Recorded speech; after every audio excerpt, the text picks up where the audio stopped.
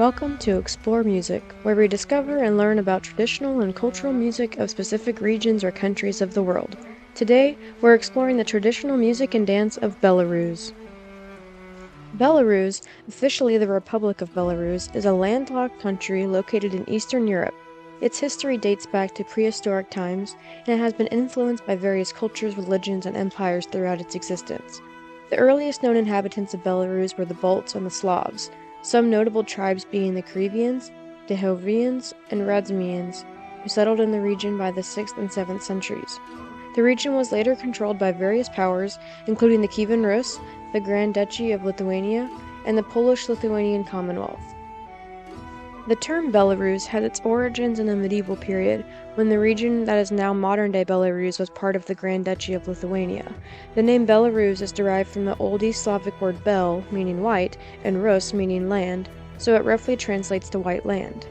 In the late 18th century, the Russian Empire gained control of Belarus, and it remained under Russian rule until the end of World War I. In 1918, following the collapse of the Russian Empire, Belarus declared independence as the Belarusian People's Republic. However, this independence was short-lived, as the country was soon occupied by both Poland and Soviet Russia. In 1922, Belarus became a republic within the newly formed Soviet Union. During World War II, Belarus was occupied by Nazi Germany, and the country suffered greatly at this time, with an estimated 25% of the population perishing. The Soviet Union regained control of Belarus in 1944, and it became a republic within the USSR. Following the collapse of the Soviet Union in 1991, Belarus declared independence, and Alexander Lukashenko became the country's first president.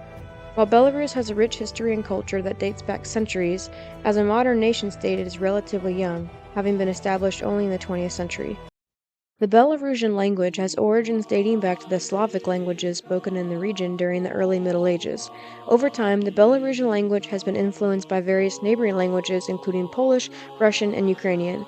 During the 19th century, there was a movement to promote the use of the Belarusian language as a means of asserting a distinct Belarusian identity. However, during the Soviet era, there was a push to promote the use of Russian as the dominant language in Belarus, and Belarusian was suppressed in many areas. Despite this, the language continued to be used by many Belarusians, particularly in rural areas. Since the collapse of the Soviet Union, there has been a renewed interest in promoting the use of Belarusian as a means of asserting national identity. Today, Belarusian is one of the two official languages of Belarus, the other being Russian, and it is used in many areas of public life, including education, media, and government. Music in Belarus has a tradition closely related to other Slavic cultures like Poland, Lithuania, Russia, and Ukraine. One type of liturgical chant that originated from the area that is now Belarus is called Znamenny. Znamenny Chant is a type of traditional Orthodox liturgical chant that originated in the Kievan Rus in the 12th century. It is characterized by its simple monophonic melody and its use of a unique system of musical notation known as the znamya, or sign notation.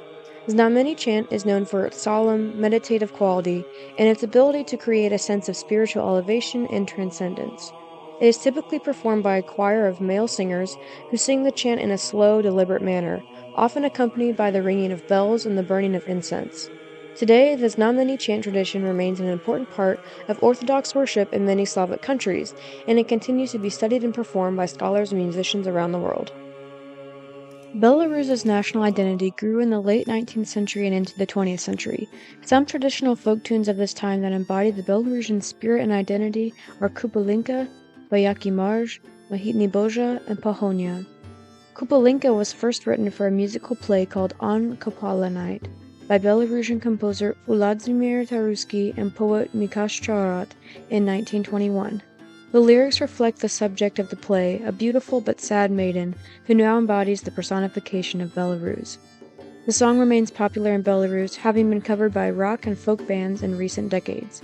The song is also commonly sung around Kopala Night, the Eastern Slavic folk holiday that coincides with the Christian feast of the Nativity of St. John the Baptist and the East Slavic feast of St. John's Eve. In Belarus, this is on the summer solstice of July 6th, according to the Julian calendar. Bayaki Marj, meaning March of the Warriors, was written in 1919 by Vladimir Tarovsky and served as the national anthem of the Belarusian Democratic Republic that existed from 1918 to 1919. In 1920, the song was banned under Soviet rule, but that only caused its pro-independence message to grow stronger among Belarusians. A push to establish the song as Belarus's national anthem again was attempted after the fall of the Soviet Union, but ultimately was not passed. The song that did become Belarus's national anthem is Mi Belarusi, meaning We Belarusians. It was first written as the state anthem of the Republic of Belarus during Soviet rule. After the dissolution of the USSR, the music was kept from the song and new lyrics were written to better reflect the people of Belarus. The new song was officially adopted as the anthem on July 2, 2002.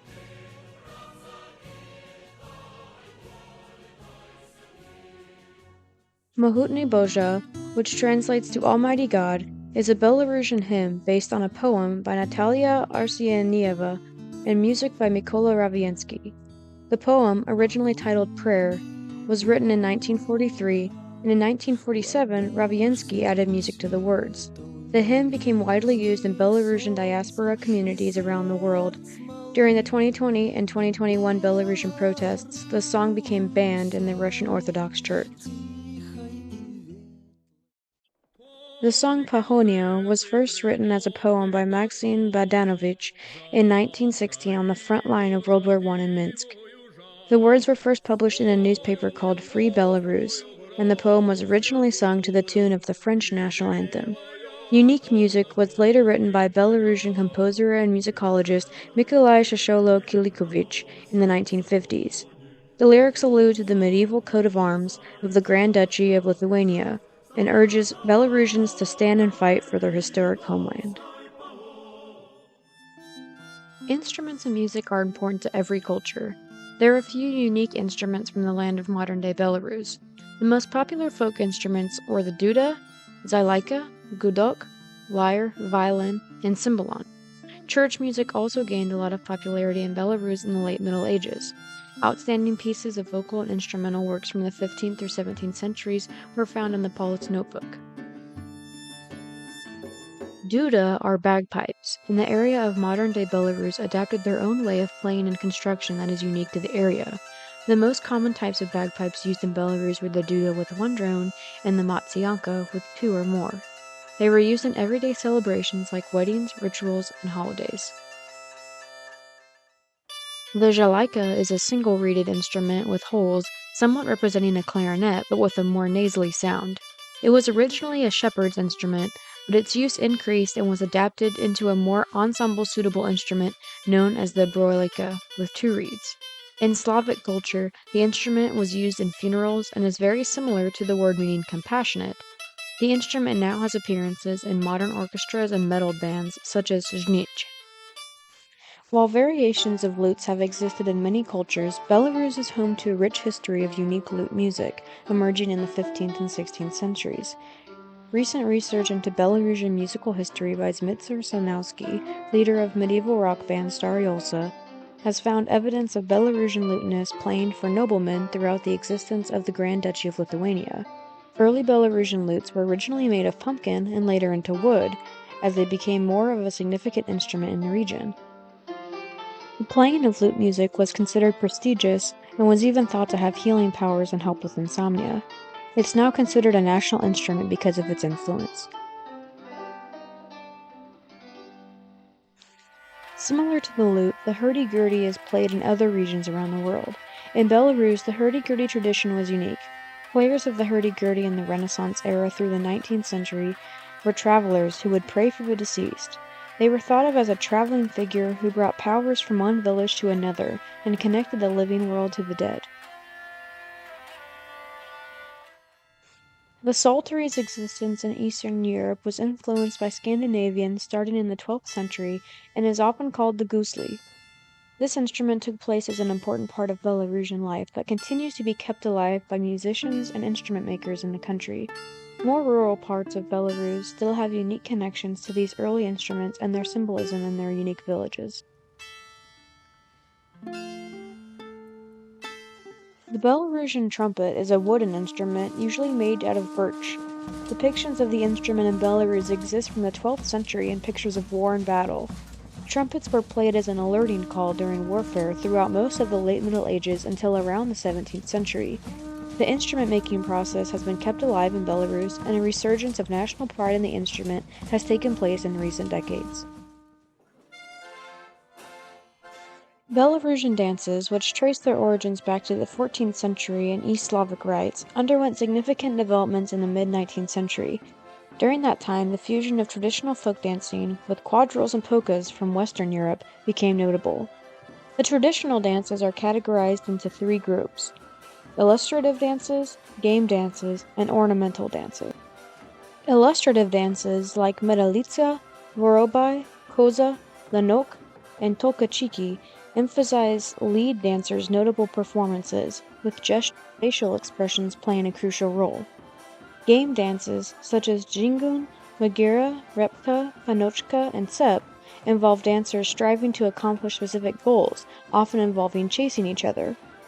Ornamental dances like krzyzachok, kola, troyan, and kukuka are categorized by choreography based on certain geometric figures, often reflected in the song titles. Among these traditional dances, Lyavonika stands out as the most popular in Belarus, serving as a vibrant expression of the people's soul and culture. It is performed in groups of varying sizes, often consisting of broken-up couples accompanied by a song of the same name. The dance is characterized by free, quick, and easy movements.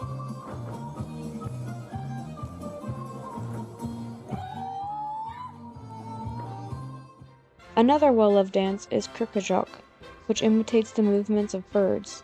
This ornamental, group partner dance can be performed at a fast pace by any number of couples and has gained popularity in Belarusian cultural traditions.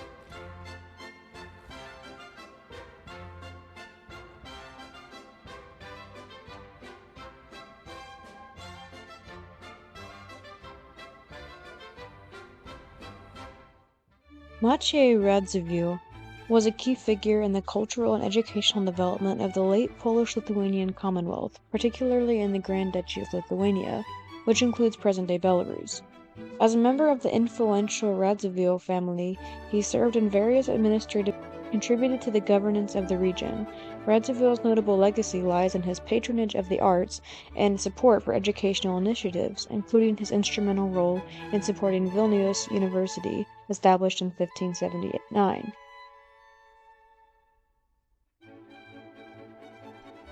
Stanisław Moniuszko is considered the father of Polish opera, but was born in modern-day Belarus and is now considered a key figure in the history of Belarusian music. He studied in Warsaw, Minsk, and Berlin, composing over 300 songs and over a dozen operas. Many notable Belarusians emerged in the 20th century to become conductors and composers of classical music for symphonies, operas, and chamber music. Many of these composers also doubled as musicologists, reflecting Belarusian traditional folk themes in their music. Composers of Belarus in the 20th century include Mikolai Aladov, Evgeny Glebov, Valery Saprudnik, and Anatol Yaroshovich. More recently, Dmitry Smolsky, born in 1967 in Minsk, Belarus, is a distinguished composer, conductor, and music educator. He studied composition at the Belarusian State Academy of Music, and later became a professor at the same institution. Known for his avant-garde compositions, Smolsky integrates Belarusian folk music and traditions into his contemporary classical works. His notable creations include the opera The Lizard, showcasing a fusion of folklore, symbolism, and experimental elements. Recognized both nationally and internationally, Dmitry Smolsky's innovative contributions have earned him awards and accolades, elevating the presence of Belarusian music on the global stage. Igor Luchanok and Edward Konok were both prolific posers for popular music and songs starting in the 1960s, including songs for Belarus's hit rock group Pesniary. Pesniary, formed in 1969 by Vladimir Mulyavin, was a pioneering Belarusian folk rock and pop band, blending traditional music with contemporary elements. Their distinct sound featured a mix of Belarusian folk instruments and modern ones. Mulyavin's contributions to preserving and celebrating Belarusian cultural heritage earned him recognition, including the title of People's Artist of Belarus. Even after his passing, Pesniary's fusion of folk and modern music continues to influence and inspire contemporary musicians in Belarus today. One such group of musicians is Starayosa, a Belarusian medieval folk band known for their unique blend of historical authenticity and modern musical interpretation. Founded in 1999, the group is recognized for its performances of medieval and Renaissance music, featuring a repertoire that includes traditional Belarusian, European, and Middle Eastern tunes. Stary also employs a variety of period instruments such as bagpipes, hurdy-gurdies, dulcimer, rebec, and others, recreating the sounds of the past.